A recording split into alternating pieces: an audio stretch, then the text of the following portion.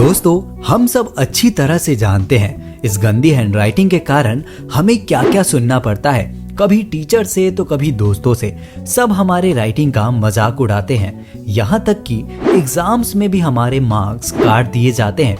वहीं पे अगर हमारी राइटिंग अच्छी होती है तो हमें बिल्कुल इसका उल्टा सुनने को मिलता है। सारे दोस्तों और टीचर से तारीफ सुनने को मिलता है और एग्जाम में भी हमारे अच्छे मार्क्स आते हैं। खैर, क्वेश्चन तो ये है कि आखिरकार हमारी गंदी हैंडराइटिंग कैसे सही होगी। तो दोस्तों, आपको टेंशन लेने की बिल्कुल जरूरत नहीं है, क्योंकि मैं आपके साथ हूँ। आप चाहे किसी भी क्लास में हो, मैं आपको इस वीडियो में 8 ऐसे कमाल के टिप्स बताऊंगा जो बिल्कुल आपके लिए वर्क करेगा। और ये 8 टिप्स फॉलो करने के बाद मेरी गारंटी है कि आपकी हैंडराइटिंग पहले से सही और बहुत ज्यादा इम्प्रूव हो जाएगी। दोस्तों, इस वीडियो को छोड़कर बिल्कुल मत जाना, क्योंकि अगर इस वीडियो को आपने मिस किया तो ये 8 टिप्स आपको कोई नहीं बताएगा। तो चलो, वीडियो शुरू करने से पहले आपको छोटा सा काम करना है। ये जो वीडियो के नीचे आपको सब्सक्राइब बटन दिख रहा है उसे प्रेस कर दो, क्योंकि ऐसा करने से आप हमारे इस चैनल के एक मेंबर बन जाते हो और आपको सारी वीडियो सबसे पहले देखने को मिलती है। तो चलिए दोस्तों, वीडियो में अब आगे बढ़ते हैं। दोस्तों, आपके क्लास में ऐसे बच्चे जरूर होंगे जिनकी हैंडराइटिंग बहुत ज्यादा अच्छी होगी। उन्हें देखकर आप भी सोचते होंगे कि काश मेरी भी हैंडराइटिंग अच्छी होती। दोस्तों, हम बार बार अपने हैंडराइटिंग को देखकर यही सोचते हैं कि ऐसा क्या किया जाए जिससे हमारी हैंडराइटिंग पूरे क्लास में सबसे ज्यादा अच्छी हो जाए, पर हमें कोई ऐसा तरीका ही नहीं मिलता जिससे हम अपनी राइटिंग को अच्छा बना सकें।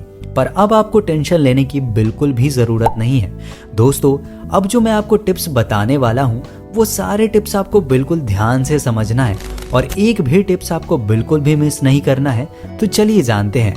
Tips number 8, letter size. दोस्तों, हम जब भी लिखते हैं तो ज्यादातर टाइम हम कोई लेटर बड़ा तो कोई छोटा लिख देते हैं। यानी कि किसी भी वर्ड्स में जो लेटर्स होते हैं वो अगर एक दूसरे से अलग अलग साइज के होंगे तो वो हमारा वर्ड कुछ ऐसा दिखेगा। वहीं पे अगर सारे लेटर का साइज किसी भी वर्ड में अगर इक्वल या बराबर होगा तो हमारा वर्ड कुछ इस तरह से बहुत सुंदर दिखेगा। इसलिए हमें लिखते टाइम लेटर साइज का ध्यान जरूर रखनी चाहिए। अगर आपकी हैंडराइटिंग में लेटर साइज की प्रॉब्लम दिखती है तो आपको इसकी प्रैक्टिस करनी है। अब चलते हैं अगले टिप्स पे। Tips number 7, letter space. दोस्तों, लेटर्स के साइज के साथ साथ अगर 2 लेटर के बीच में ज्यादा गैप हो तो हमारा वर्ड कुछ ऐसा दिखेगा। वहीं पे अगर 2 लेटर के बीच के स्पेस को इतना कम रखा जाए तो भी हमारा वर्ड सही नहीं दिखेगा। इसलिए जब भी हम लिखते हैं तो हमें 2 लेटर्स के बीच के स्पेस को मेंटेन रखना है। ना ही इसे स्पेस को ज्यादा रखना है और ना ही इसे कम। ऐसा करने से वर्ड्स काफी सुंदर दिखेगा। Tips number 6, letter shape. दोस्तों, मैं आपको 2 वर्ड लिखकर दिखाता हूँ। आप चूज करो कि आपको कौन सा ज्यादा बेटर लग रहा है। पहला ये और दूसरा ये। अब आप बताओ इन दोनों में से आप कौन सा चूज करोगे। मुझे पता है कि आप ये सेकंड वाले को चूज करोगे, क्योंकि ये दिखने में काफी सही लग रहा है। चलो, अब इन दोनों में से चूज करके बताओ कि आपको कौन सा ज्यादा बेटर लग रहा है। अब आप फर्स्ट वाले को चूज करोगे, क्योंकि ये भी दिखने में काफी सही लग रहा। आपने ध्यान दिया होगा इस वर्ड में लेटर का शेप थोड़ा टेढ़ा मेढ़ा है, लेकिन इस वर्ड में सारे लेटर का शेप बिल्कुल सही है। इसलिए दोस्तों, आप जब भी लिखो तो लेटर्स के शेप को बिल्कुल सही रखना है। मुझे पता है एक बार में ये सही नहीं होगा, पर आपको प्रैक्टिस करते रहना है और धीरे धीरे करके लेटर का शेप भी आप सही कर लोगे।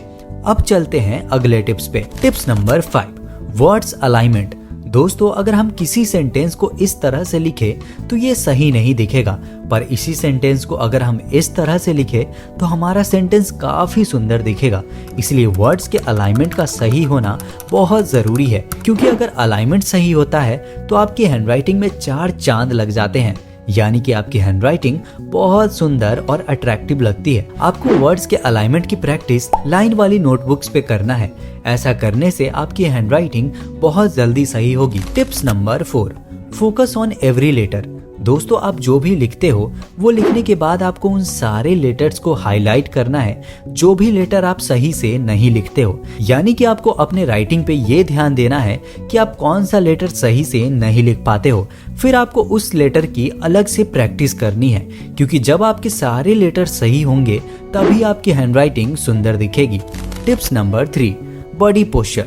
दोस्तों मैंने बहुत बार बताया है कि हैंडराइटिंग को सही करने के लिए हमारा बॉडी पोस्चर कितना ज़्यादा इम्पोर्टेंट है, क्योंकि अगर आप सही तरीके से बैठकर नहीं लिखते हो तो इससे आपके हैंडराइटिंग पे बहुत ज़्यादा गलत इफेक्ट पड़ता है। इसलिए आपको अपने बॉडी पोस्चर एंड पोजीशन पे ध्यान देना है ताकि आप सही से लिख सको और आपकी हैंडराइटिंग सही हो सके। Tips number 2, hand position. दोस्तों हमारी गंदी हैंडराइटिंग को सही करने के लिए पेन को सही से पकड़ना बहुत ज़रूरी है।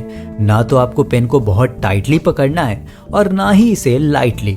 आप जैसे कंफर्टेबल हो आपको अपने पेन को उसी तरीके से पकड़ना है। वैसे पेन को कैसे पकड़ना है इसकी डिटेल वीडियो हमने अपने चैनल पे डाल रखा है, आप उसे ये वीडियो देखने के बाद जरूर देखना। दोस्तों अब टिप्स नंबर 1 जानने से पहले मैं आपको एक कहानी सुनाता हूँ। एक घर में 2 भाई रहते थे। उसमें से छोटा भाई बहुत मेहनती था पर बड़ा भाई बिल्कुल आलसी। उसे कोई भी काम बोलो तो वो काम को टालने की कोशिश करता था, पर छोटा भाई हर काम को मेहनत के साथ करता था। एक दिन बड़े भाई ने देखा कि छोटा भाई बैठकर पढ़ाई कर रहा था।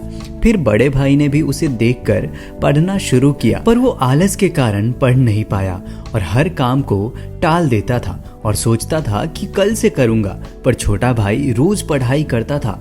धीरे धीरे करके छोटा भाई बहुत बड़ा आदमी बना, पर बड़ा भाई आलसी का आलसी रह गया। तो दोस्तों हर काम को हमें मेहनत के साथ करनी चाहिए, इसलिए हर काम को आपको पूरे मन से करना है ताकि आप उस काम को ढंग से कर पाओ। अब चलते हैं टिप्स नंबर 1 पे।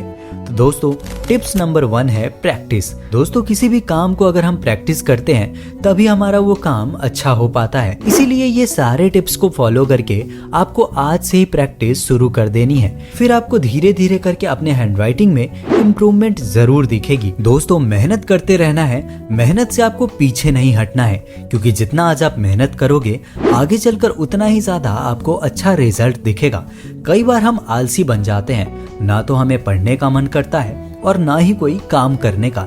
चाहे घर में हमें कितनी भी डांट सुनने को मिल जाए, पर हम मेहनत करने से दूर भागने लगते हैं। हम चाहते तो हैं मेहनत करना, पर हमारा मन बिल्कुल नहीं करता है कि हम कोई काम करें। पर आपको जितना हो सके डिस्ट्रैक्शन से दूर होना होगा और प्रैक्टिस करना होगा, क्योंकि दोस्तों आप प्रैक्टिस करोगे तभी ये सारे टिप्स वर्क करेगा। इसलिए आपको प्रैक्टिस जरूर करना है। तो दोस्तों अब कमेंट करके बताओ कि आप किस स्टेट से हो या फिर कहां से हो, क्योंकि मैं आप सबके कमेंट्स पढ़ता हूं और सारे कमेंट्स का रिप्लाई भी देता हूं। तो दोस्तों आप कमेंट जरूर करना और ये वीडियो अपने उन दोस्तों को जरूर भेजना जिनकी हैंडराइटिंग बहुत गंदी है। तो अगर आपको ये वीडियो अच्छा लगा हो तो लाइक जरूर करना और जाने से पहले सब्सक्राइब करना मत भूलना। और दोस्तों हमारे चैनल पे हैंडराइटिंग से रिलेटेड और भी बहुत सारी वीडियोस है, उसे जाकर देखो अभी।